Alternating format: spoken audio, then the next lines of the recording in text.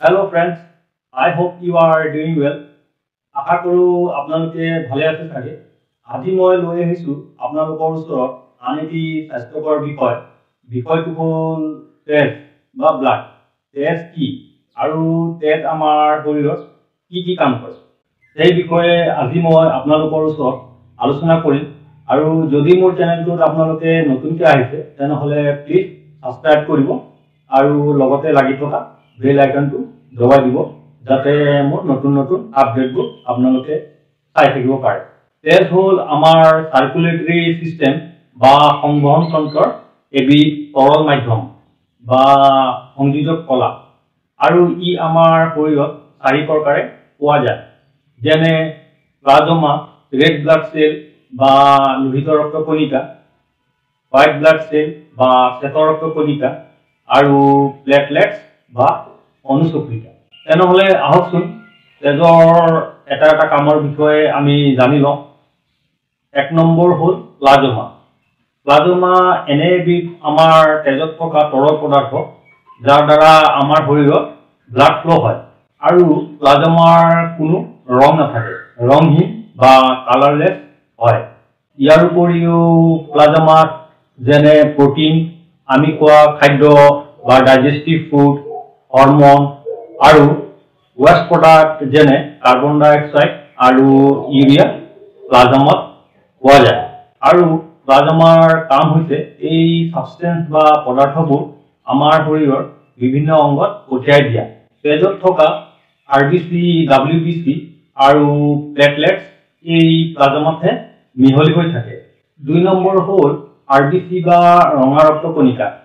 ৰঙা ৰক্ত কণিকাৰ নাম শুনি আমি জানিব পাৰি যে ই এবিধ তেজৰ ৰঙা অংশ। এই আৰবিসি বা ৰঙা ৰক্ত কণিকাৰ ৰং কিয় ৰঙা হয়?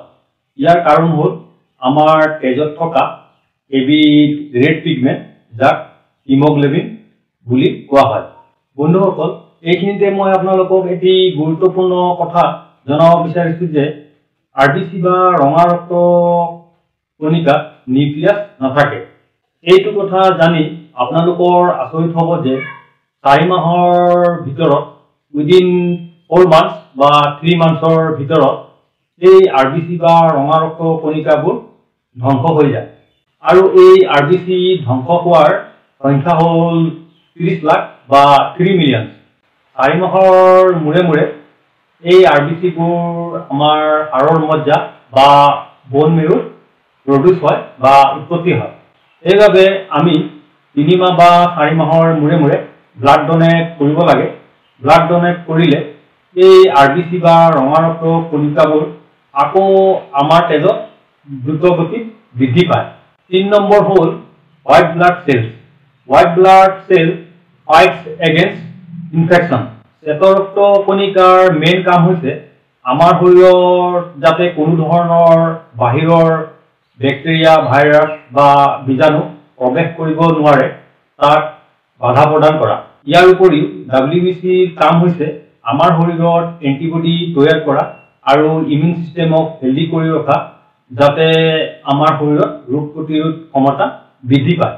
যদি আমি মাইক্ৰস্কোপত এই ডব্লিউবিসিৰ সংখ্যা চাব বিচাৰো তেনেহলে আৰবিসিৰ তুলনাত এই ডব্লিউবিসি খুব কম দেখা পোৱা যায়, কাৰণ আমাৰ তেজত ডব্লিউবিসিৰ সংখ্যা খুব কম বা নগণ্য।